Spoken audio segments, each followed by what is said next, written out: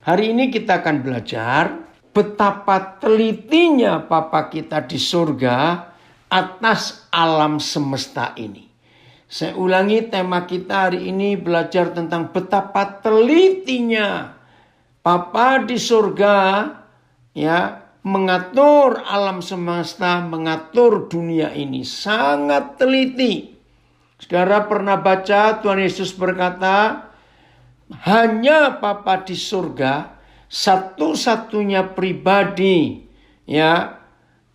dari Los Angeles juga ada, puji Tuhan, satu-satunya pribadi hanya Papa di surga yang tahu berapa helai rambut di kepala setiap manusia di dunia ini, jumlahnya berapa, hanya Papa di surga yang tahu. Saudara, jangan mikir Tuhan itu kok iseng banget ya, ngapain ngitung rambut di kepala. Bukan soal iseng. Itu menunjukkan Papa kita itu teliti sekali. Di ayat yang lain Tuhan Yesus berkata, Bapamu yang di surga tahu berapa helai rambutmu yang gugur. Bayangkan itu Papa kita. Nah, ini intermezzo saja. Ketika saya umur 30-an, rambut saya ini mulai rontok. Nah, berapa orang nawari, pakai obat ini, pakai itu. Bilang, enggak, saya enggak mau. Oh, ini gratis kok. Bukan soal gratis. Kenapa? Ya itu saya bilang, rambut saya gugur berapa lembar, berapa helai, dia itu tahu. Ya sudah. Kalau memang dia ingin numbuhkan rambut saya, buat dia tidak ada masalah. Nah, ngerti ya? Apalagi setelah saya menikah, istri saya terima kok dengan model saya seperti ini. Nah, inilah bukti ketelitian Tuhan kita terhadap hidup kita. Kalau saudara membaca berapa bagian dari kitab suci, khususnya Mazmur 139, nanti kita akan lihat. Betul-betul Papa kita itu pribadi yang teliti. Kalau ada orang Jawa ngerti kata jelimet. Bahasa Inggrisnya complicated, betul. Bukan arti negatif complicated. Karena memang hidup manusia ini sangat complicated. Gak apa-apa Arif, ini gembala dari Makassar baru gabung. Ya baru kok, kita baru mulai. Nah, inilah bukti ketelitian Papa kita atas hidup ini. Nah, berapa hari ini salah seorang anak saya di Jakarta, dia mengirimkan, dia menunjukkan kepada saya beberapa kehebatan Tuhan dalam menciptakan alam semesta ini. Telitinya luar biasa.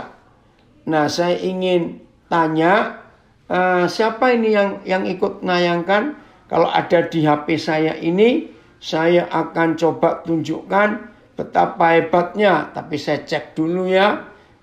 Ketelitian Papa kita di alam semesta ini sangat-sangat luar biasa. Nah, di dalam ketelitian ini, maka kita akan mempelajari, saudara.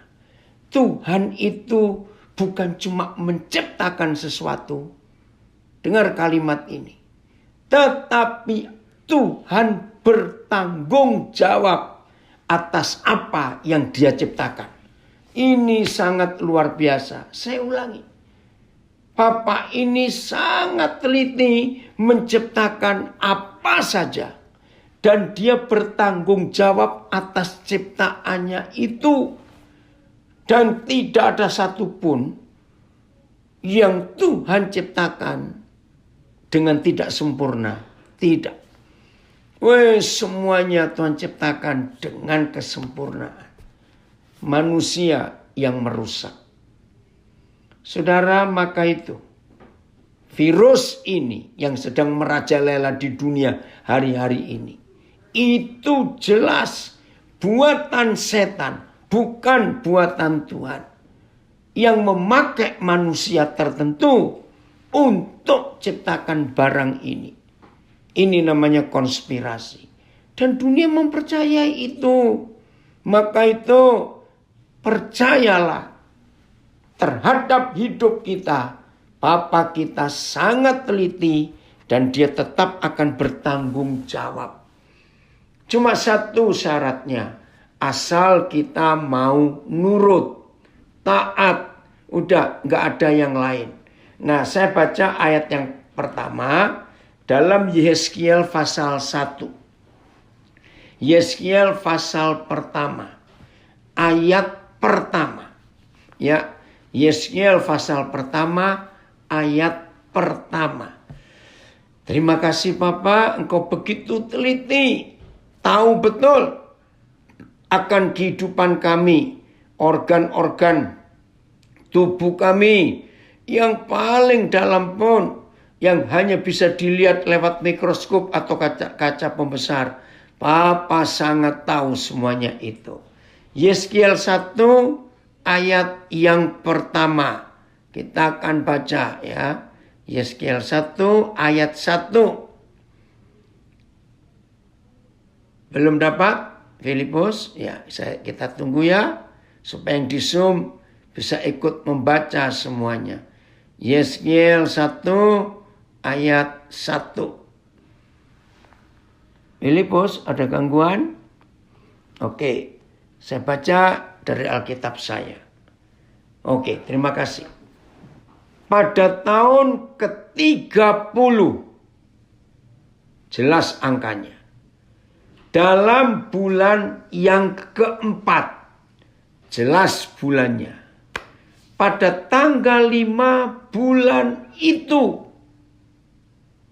Jadi mulai hari ini, kalau saudara membaca Alkitab, lalu Papa di surga berfirman tentang bulannya, tahunnya, tanggalnya, jangan dianggap itu biasa. Tidak.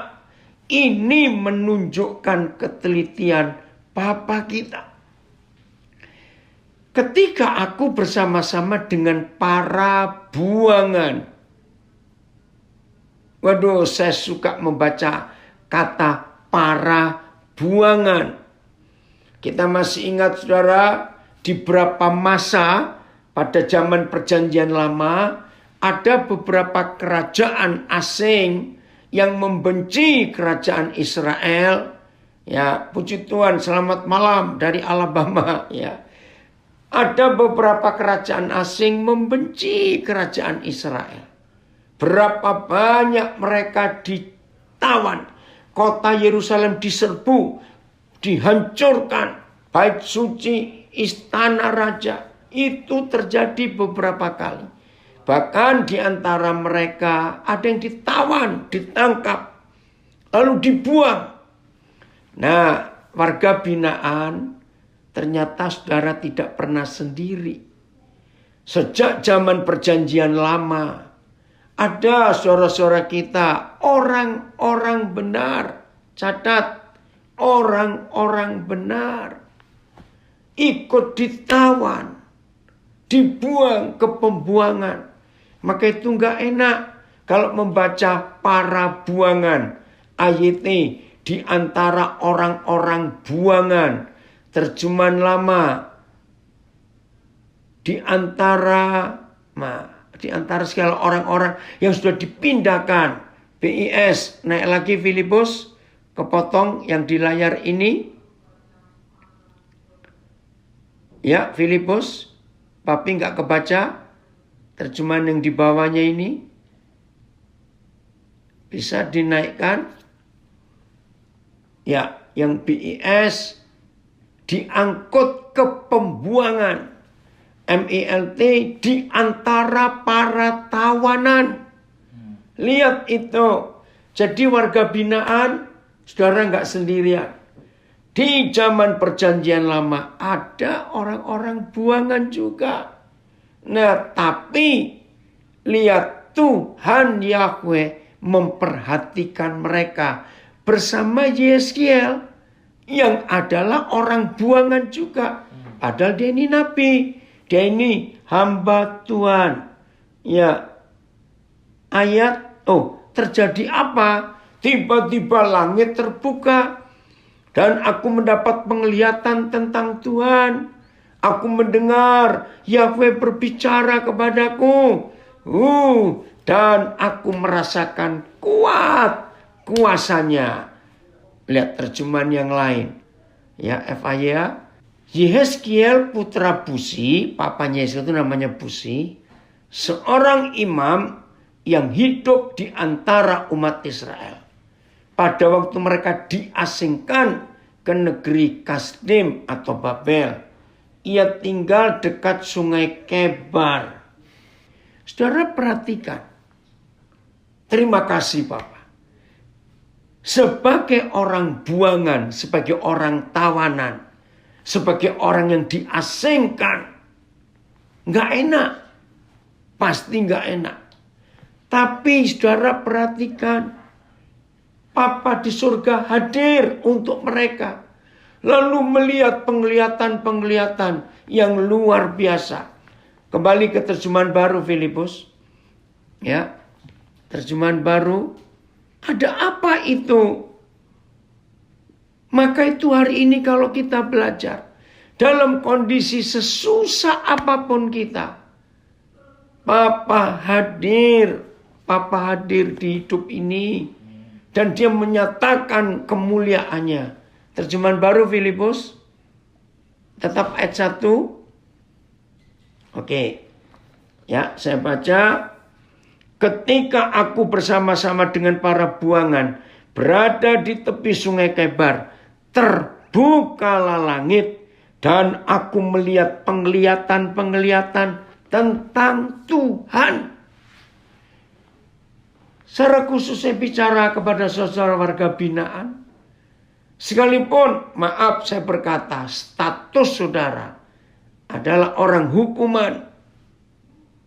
Percayalah, kalau saudara rindu bertemu dengan Papa di surga, di dalam semua ketelitiannya memperhatikan hidup ini, maka walaupun saudara sedang di dalam penjara sebagai warga binaan, Tuhan akan tetap bisa hadir untuk saudara semuanya. Amin. Seperti orang-orang buangan yang ada di sungai Kebar. Tuhan hadir, menyatakan diri. Inilah penghiburan dan kekuatan kita. Di dalam kesesakan, dalam himpitan yang luar biasa. Tadi 1 jam sebelum kita mulai belajar ini, ya kami nginap di rumah satu keluarga di Alabama, namanya keluarga Iwan Pangalila. Dia orang Indonesia yang kerja di perusahaan pesawat Airbus di Alabama sini. Nah, suami istri harus ngurus paspor. Itu di kota Frankfurt di Jerman. Nah, karena pandemik, maka nggak bisa cepat untuk kerja itu. Aduh, mereka coba tawar, nggak bisa juga. Ya di Konsulat Jenderal Republik Indonesia di Frankfurt. Ya sudah, karena nggak bisa diapa-apakan. Nah, dalam perjalanan balik dari KJRI ke tempat mereka nginap di hotel, tiba-tiba mereka melihat, kalau nggak salah, ada 3 orang. Nah, salah satu mereka lihat Pak Iwan bersama istrinya, seorang ibu, wajahnya pucat sekali. Nah, mereka masih bingung mau buat apa. Masalahnya dalam kondisi pandemik di mana-mana, nolong orang seringkali takut. Maaf, kalau orang itu OTG misalnya atau positif, serba salah. Ketika mereka masih berbincang, mikir mau ditolong, tiba-tiba mereka dengar, kalau orang itu bicara bahasa Indonesia. Oh, kalau gitu orang Indonesia. Langsung mereka berdua, Pak Iwan bersama istri, menanya apa yang bisa kami bantu. Nah, itu mulai musim dingin karena bulan November. Ringkas cerita, mereka dibawa ke hotel dan disiapkan ada makanan breakfast, ya buatkan coklat panas, roti semuanya. Aduh, akhirnya ibu ini tertolong. Nah, ini loh ketelitian Tuhan. Bisa saja Pak Iwan bersama istri nggak langsung balik ke hotel, mungkin mampir kemana. Ketelitian Tuhan itu di sini kita lihat. Kok bisa pas? Lalu ibu yang sudah ditolong ini merasa berterima kasih. Lalu tanya, jadi ibu bapak kesini tuh bikin apa? Ya mereka cerita, kami lagi perpanjang paspor Indonesia kami. Oh ya, tapi ada kesulitan. Ternyata kami nggak bisa lama-lama, hanya 4 hari. Dan tapi paspor selesai 10 hari. Oh ya, saudara dengar kesaksian ini. Langsung ibu ini telepon ke KJRI, Konsulat Jenderal Republik Indonesia di Frankfurt. Ternyata yang bagian paspor itu masih saudara dengan ibu yang ditolong tadi. Bayangkan, begitu ditelepon, saudara diceritakan kondisinya, akhirnya dapat kemurahan hati, paspornya selesai dalam waktu 4 hari. Ini loh ketelitian Tuhan dalam berbuat segala sesuatu. Kemarin pagi kami berempat terbang dari Washington DC ke Pensacola, Florida. Nah, di Amerika sekarang sudah seperti Indonesia juga. Bagasi harus bayar. Nah, ada 2 koper kami yang harus kami masukkan bagasi. Bayarnya 1 koper $30, jadi kami harus bayar $60. Uang cash saya ada, anak saya juga ada. Nah, tapi ketika harus bayar pakai mesin, karena sekarang ini hampir semua tempat di Amerika nggak terima uang cash. Semuanya pakai kartu. Ternyata ada masalah. Aduh, bagaimana ini? Ya, saya coba 2 kartu kredit bank dari Indonesia. Nggak bisa. Lalu pakai kartu kredit anak saya juga. Tidak bisa. Waduh, kami panik. Nah, coba telepon berapa orang. Ya, aduh, gimana caranya nolong panik? Ini jam terus berjalan. Belum masuk bagasi, belum nimbang, antrinya juga panjang. Saudara, last minute. Aduh, sudahlah. Ada saja jalan yang Tuhan tunjukkan itu. Ada orang yang beritahu, kamu lagi ngalami kesulitan apa? Nah, berapa saudara yang saya telepon, cobalah. Kamu minta tolong orang yang dekat, pinjem kartunya, bayar cash. Sudah kami coba. Nggak ada yang mau. Ya wajar saja mereka curiga atau takut. Nah, waktu sudah mendesak. Tinggal berapa menit lagi harus boarding. Wih, kalau di Amerika saudara, antri untuk masuk ke periksaan X-ray aja panjang. Tiba-tiba orang yang berkata, di situ loh ada mesin. Kamu bisa beli kartu hanya untuk bayar bagasi. Ya ampun, kenapa nggak dari tadi? Ya udahlah. Aku saya lari ke mesin itu. Saudara langsung dapat kartunya. Langsung saya bayar. Gampang sekali. Last minute waktu terakhir. Anak saya lari. Minta tolong ditimbang. Yaudah cepat-cepat. Lari kami. Ya begitu mau masuk ke X-ray-nya. Antrinya panjang sampai putar 2 kali. Udahlah kami coba tebal muka saja. Orang yang antri kami bilang, sorry ya. Sambil kami tunjukkan boarding pass kami. Ini loh, kami tinggal 5 menit boarding. Oh, orang tuh baik hati. Nggak tahu berapa banyak. Saudara, lewat semuanya pemeriksaan. Aduh, gara-gara bawa kopi bubuk. Ada yang pesen. Dibongkar tas kami. Aduh, ini waktunya bagaimana? Udahlah cuma bisa Tuhan tolong kami. Semuanya on time. Begitu kami sampai pintu, kami penumpang yang terakhir. Papa kita teliti dalam segala hal. Sampai bulan, tanggalnya, tahunnya diteliti. Dan ada penglihatan. Papa hadir. Ayat 2. Maaf, ayat 2. Diulangi lagi. Masih Yeskiel 1. Ayat 2. Oke. Pada tanggal 5 bulan itu, yaitu tahun kelima sesudah Raja Yoyakin dibuang. Perhatikan angka-angka ini. Menunjukkan Tuhan kita teliti. Maka itu jangan pernah anggap remeh. apa saja yang Tuhan kerjakan. Saudara, waktu saya masih ada di Jerman, tahun 83-84, saya lama tinggal di Jerman. Saudara, nah suatu hari saya pas ulang tahun, ada mahasiswa Indonesia itu memberi saya hadiah. Tapi hadiah ini bikin saya susah. Di Indonesia belum ada waktu itu. Permainan puzzle, bongkar pasang itu. Nah, mereka tahu saya itu suka masang-masang begitu. Tapi kali itu saya diberikan hadiah ulang tahun kepada mahasiswa, dari mahasiswa. Itu puzzle yang jumlah kepingannya, jangan kaget, 1000 keping lebih. Bayangkan, dan itu gede. Kebetulan saya tinggal di rumah mahasiswa dari Surabaya. Ya, sampai sekarang saya masih kontak mereka. Sampai saya perlu satu kamar untuk gelar itu semuanya. Saudara, ternyata nggak mudah nyusun itu. Ketika saya kesulitan nyusun itu, hampir selesai. Ternyata ada 2 keping yang hilang. Nggak tahu ada di mana. Karena berminggu-minggu saya nyusun. Berbulan saudara nyusun itu. Nah 2 ini hilang. Apakah boleh berpikir, nggak apa-apa. Cuma 2 keping saja. Nggak bisa. Walaupun sudah lengkap sekian ribu keping dipasang, tinggal 2 saja. Ada yang lubang bukan? Nah di situ saya belajar.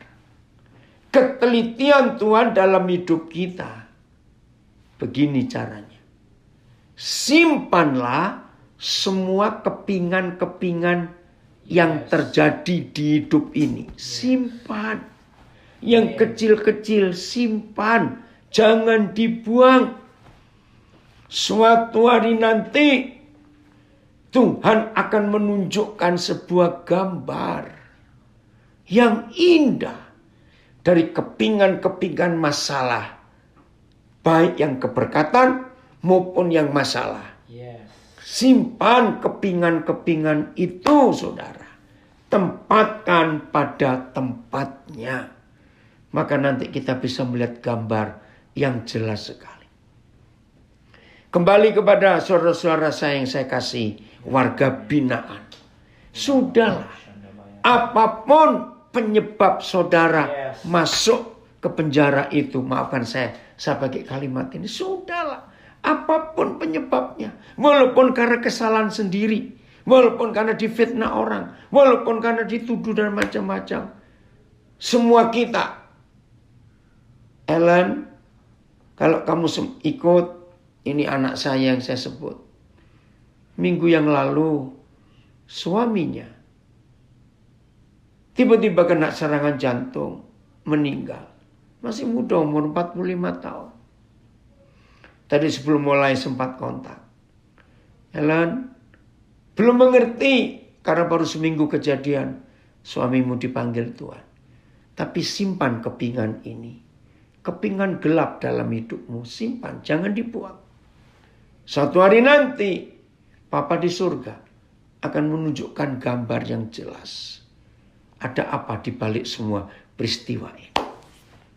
Lagi sekali saudara-saudara warga binaan. Gak enak. Gak ada orang yang akan menikmati dengan bangga. Maaf tinggal dalam penjara. Gak enak. Tapi percayalah akan ketelitian Papa kita di surga. Menyusun kepingan-kepingan hidup ini. Biarkan. Simpan dulu. Kalau kepingan itu belum ketemu tempatnya, belum ketemu pasangan yang mana, tunggu saja. Suatu hari akan saudara lihat itu. Saya tidak tahu siapa saja yang ikut, baik di Instagram maupun Facebook maupun Zoom, atau yang mendengar lewat rekaman audio. Hari-hari ini saudara sedang menghadapi masalah, menghadapi peristiwa yang gak enak sekalipun. Saya tahu ada beberapa saudara yang ikut belajar sedang dinyatakan positif oleh alat itu. Bukan Tuhan loh, alat itu. Walaupun alat itu bisa salah karena itu buatan manusia. Sudah, jangan takut. positif COVID itu bukan akhir hidup. Masih kita punya kesempatan. Tetaplah semangat, berjuanglah. Nggak usah takut. Yang sedang isolasi mandiri, jangan takut. Ada anak saya, Pendeta Yeftales Nusa, sedang ada di Wisma Atlet, suami istri lagi. Jangan takut, nikmati. Tunggu kepingan-kepingan itu akan Tuhan susun. Di dalam ketelitian Tuhan atas hidup kita. Hebat saudara, hebat.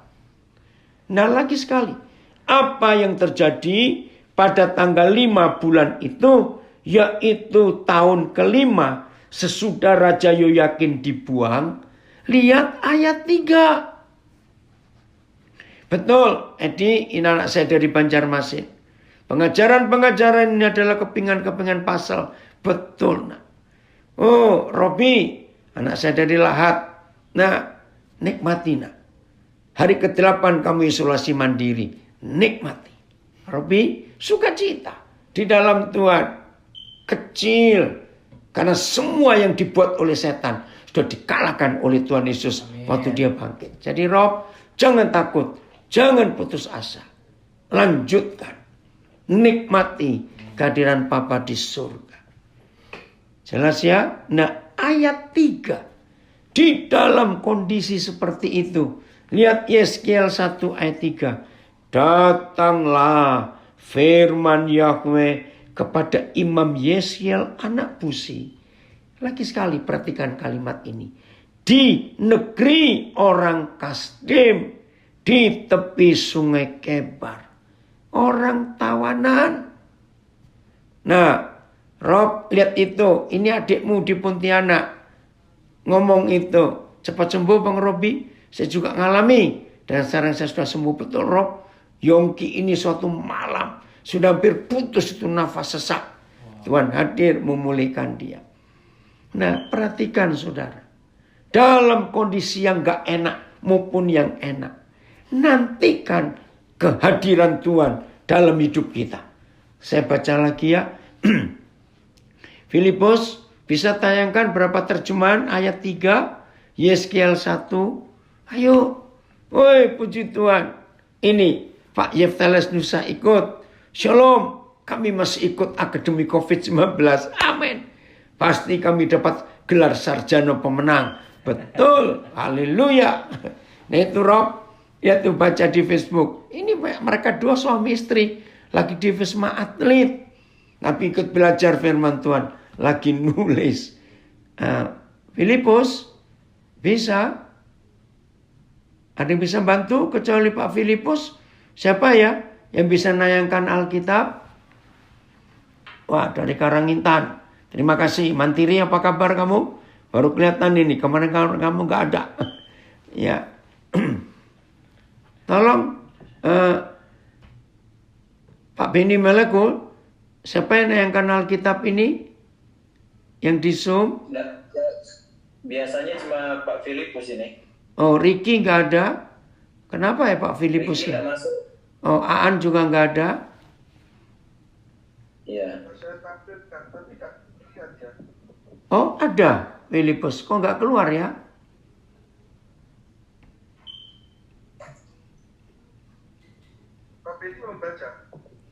Oh enggak, ya Papi perlu berapa terjemahan itu? Enggak bisa ya? Maksud saya Pak Beni bisa melihat ayatnya. Oh, Tapi tapi bisa Pak Filipus. enggak keluar ini? Enggak keluar di layar Filipus. Saya coba nyalain laptop ya. Oh, terima kasih Pak Joko. Ya. Oke, sabar dulu ya. Saudara, ini penting sekali. Lihat 2 kali. Di ayat 1 dan di ayat 3. Di negeri pembuangan. Di negeri orang dihukum. Tapi Tuhan hadir. Menyatakan diri. Ya. Saya baca lagi ayat 3. Maka itu semua kita. Baik yang warga binaan. Maupun kita yang sedang di luar. Datanglah firman Yahweh kepada Imam Yeskiel anak Buzi di negeri orang Kasdim di tepi sungai Kebar. Dan di sana kekuasaan Tuhan meliputi dia. Saudara, jangan izinkan kekuasaan kemarahan, kekuasaan kebencian, kekuasaan kejahatan yang menguasai kita. Jangan. Maka itu, mari semua kita penuh pengampunan kepada semua orang yang menyakiti kita, yang melukai kita. Penuh pengampunan dalam hidup ini. Kenapa? Oh, oke. Iya, ada, kalau itu ada, Vero. Enggak apa-apa. Maaf, ini Bu Vero menunjukkan. Enggak apa-apa. Saya lanjutkan ya. Jadi saudara, Tuhan hadir di hidup kita. Ya, perhatikan. Tuhan hadir di hidup kita. Itu tidak tergantung tempatnya, situasinya. Enggak. Kalau Yahweh Tuhan hadir di hidup imam Nabi Yeskiel, anak busi itu, di tepi Sungai Kebar, tempat orang-orang dibuang atau orang-orang hukuman. Tuhan bisa hadir. Percayalah, dalam segala situasi seperti apapun juga Tuhan tetap hadir di hidup kita. Dan kalau Papa kita hadir, dia nggak cuma hadir, tapi memberikan pernyataan firman-Nya. Amin. Pak Beni, itu Pak Joko minta jadikan co-host supaya bisa share screen. Nah, kalau kita melihat ayat ini, betapa hebatnya Papa kita. Dalam kondisi apapun juga, dia itu tahu. Oke, kalau sudah Pak Joko, kita sekarang melihat Mazmur 139. Wih, hebat sekali. Mazmur 139. Untuk meyakinkan diri kita, manusia-manusia lemah ini, habis bisa kuat karena kekuatan Tuhan. Betapa telitinya Tuhan. Ya, Mazmur 139. Mulai ayat 13 dulu. Saya akan baca. Sebab engkaulah, ya, Mazmur 139 ayat 13. Sebab engkaulah yang membentuk buah pinggangku. Betul, Senta? Hebat firman Papa kita ini. Ini dia luar biasa. Sebab engkau yang membentuk buah pinggangku. Perhatikan kata ini. Dan menenun. Kata menenun ini luar biasa. Menenun aku dalam kandungan ibuku. Makasih Pak Joko. AYT. Sebab engkau membentuk bagian dalam tubuhku. Engkau menenun aku di dalam rahim ibuku. PS. Engkau menciptakan setiap bagian badanku dan membentuk aku dalam rahim ibuku. MLT. Sebab engkau telah membentuk buah pinggangku. Engkau merajut aku dalam kandungan ibuku. FAYH Joko. Coba naik ke atas. FAYH. Scroll ke bagian bawah. Ada? Saudara, kata menenun dan merajut, kita coba bongkar. Oh, enggak ada ya? Enggak apa-apa. Ayo, bayangkan. Tidak semua kita bisa menenun, tapi kita tahu tenunan itu seperti apa. ILT, ya. Sebab engkau telah membentuk buah pinggangku, engkau merajut aku dalam kandungan ibuku. Nah, saya akan tunjukkan menenun dan merajut. Saudara, apa bedanya buatan tangan, handmade, dengan buatan pabrik? Tahu nggak bedanya? Kenapa semua hasil buatan tangan dalam nilai seni itu pasti jauh lebih mahal daripada buatan pabrik? Karena ada dua hal. Ditenun dan dirajut. Satu, itu namanya masterpiece. Satu-satunya. Kenapa? Yang kedua, buat tantangan itu tidak bisa kembar. Pasti beda-beda. Itu buat tantangan karena ditenun dan dirajut. Wih, luar biasa. Dari Salatiga ada komen. Bahkan Bapak sudah ciptakan sebuah sistem pertahanan di tubuh manusia untuk menyembuhkan sakit yang akan datang, yang belum pernah diketahui sebelumnya. Karena di hadapan Bapak tidak ada sesuatu yang baru. Betul, imun. Maka itu COVID-19 belum ada obatnya sampai hari ini. Karena obatnya ada di dalam tubuh kita, yaitu imun. Keren bukan Papa kita? Nah, itu sebabnya kita melihat. Lihat berapa orang yang ada di sekitar kita. Nggak ada wajah yang sama. Nggak ada. Jangan lagi wajah yang seluas ini. Sidik jari, saudara. Sidik jari kita ini. Sedunia itu nggak ada yang sama. Yang hidup sekarang 7 miliar lebih. Yang sudah mati sejak zaman Adam. Kok di total semua nggak tahu berapa. Yang akan lahir nanti besok lusa berapa juta lagi. Nggak ada yang sama. Padahal cuma sidik jari.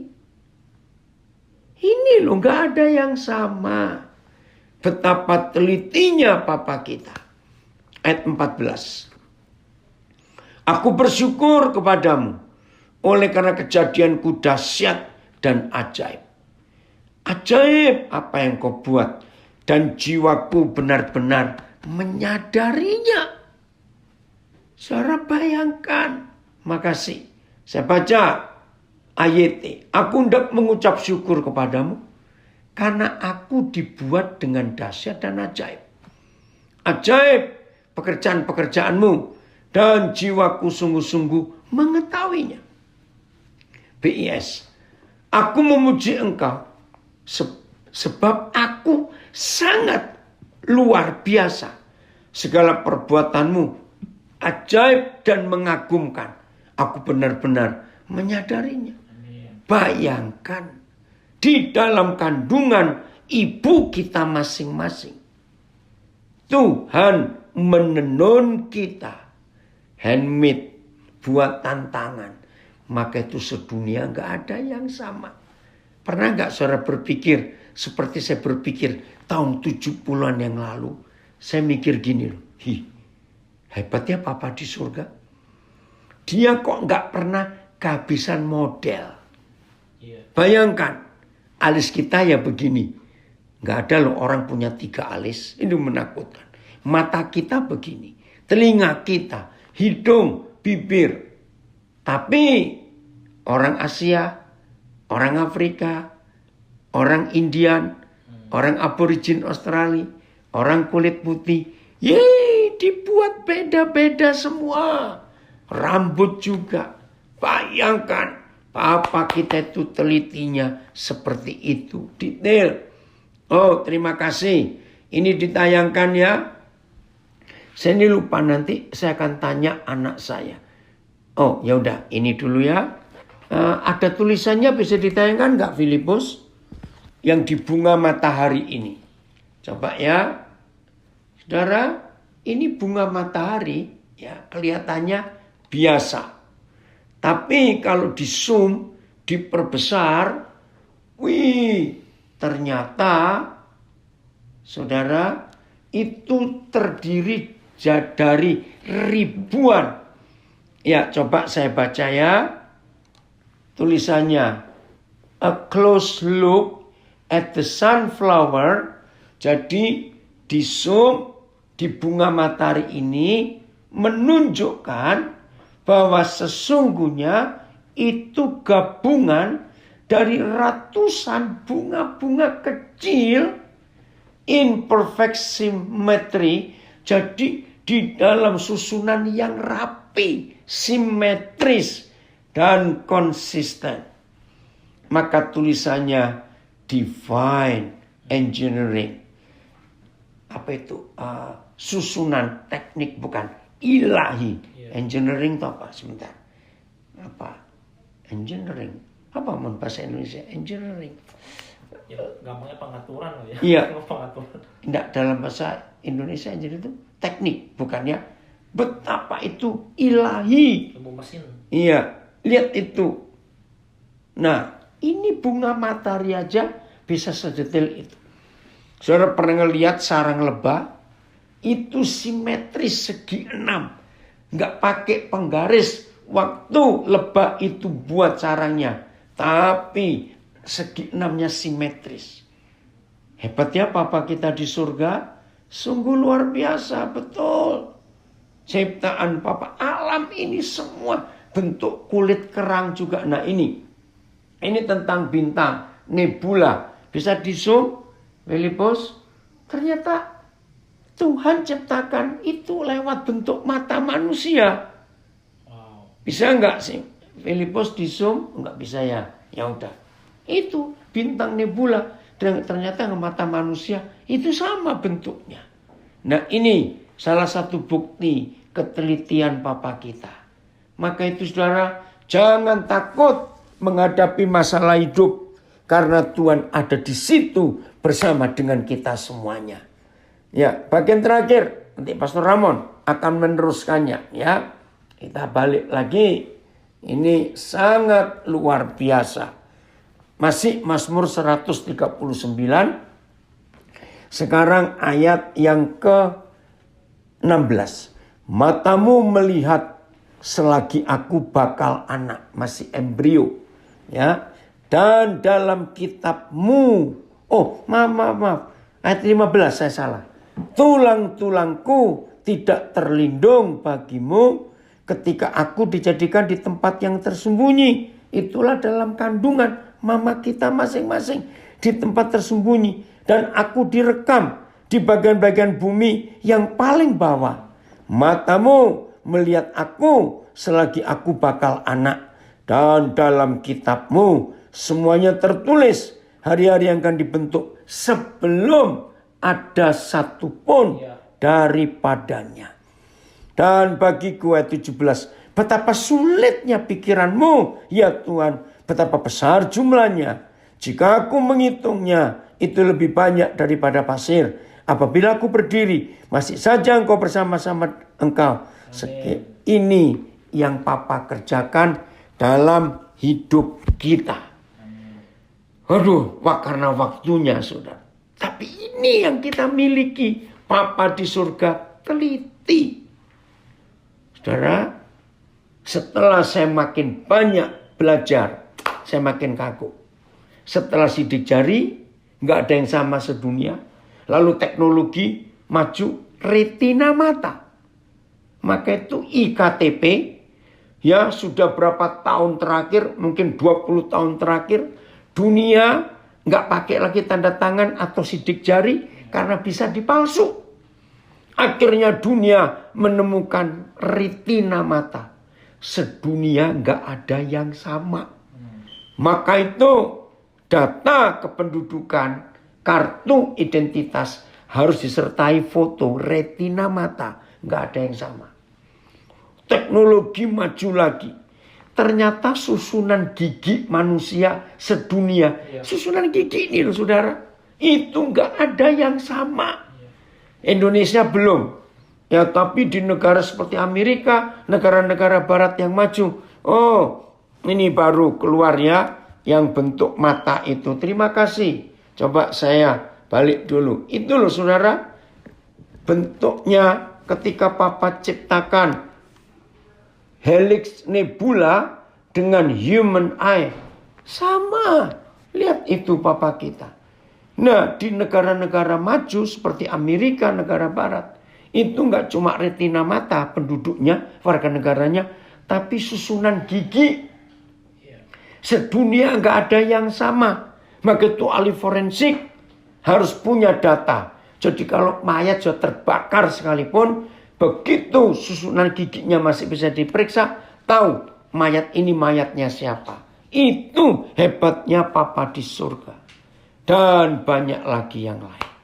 Jadi mulai hari ini Jangan pernah takut dan khawatir menghadapi hidup ini. Amin. Ada papa kita yang sangat teliti. Iya. Belajar ya. Percaya betul-betul ya. Luar biasa.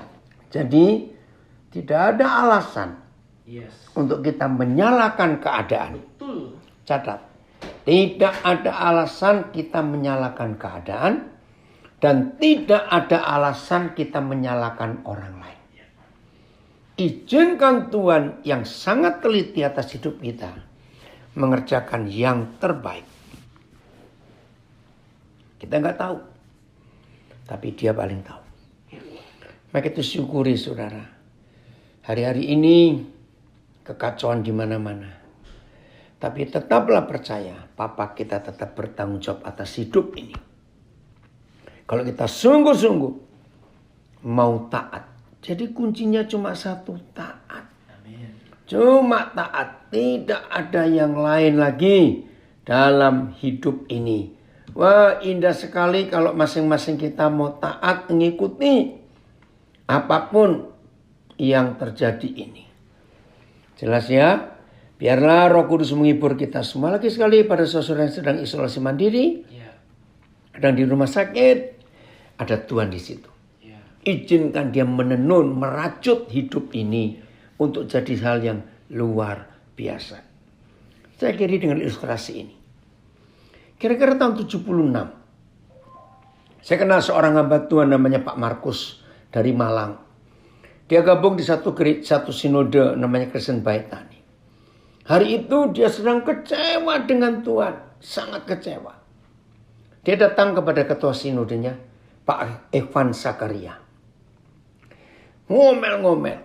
Tahu Pak Ikhwan Sakaria, dua-dua sudah meninggal. Pak Markus sudah meninggal, Pak Ikhwan Sakaria sudah meninggal. Kalau orang Malang pasti tahu Tan Ikhwan. Pak Ikhwan ini masuk.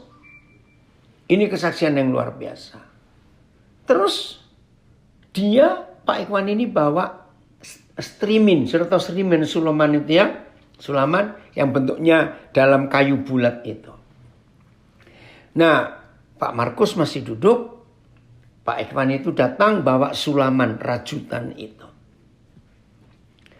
Terus Pak Ikhwan ngangkat rajutan itu agak tinggi. Tanya kepada Pak Markus, kamu lihat apa? Ayo, yang pernah lihat sulaman, kalau dilihat dari bawahnya, pernah nggak? Coba saudara pelajari ini. Kalau kita melihat sulaman, dilihat dari bawahnya, nggak ada gambar apa-apa, semerawut benang-benang, warna-warni yang nggak karuan. Betul tidak? Tolong, yang pernah lihat sulaman, lihat bagian bawahnya. Jadi Pak Markus tetap duduk, Pak Ikhwan ini berdiri. Nah kebetulan Pak Ikhwan itu orangnya tinggi besar memang. Kamu lihat apa? Ya gambar apa nggak kelihatan. Benang-benang warna-warni yang sarawut. Oke. Sekarang kamu berdiri. Pak Markus berdiri. Terus Pak Ikhwan turunkan sulaman itu. Nah ketika Pak Markus melihat bagian atasnya dari sulaman itu. Dia melihat sebuah gambar. Tentang Tuhan Yesus. Meluk anak domba. Ya ingat ya hal itu.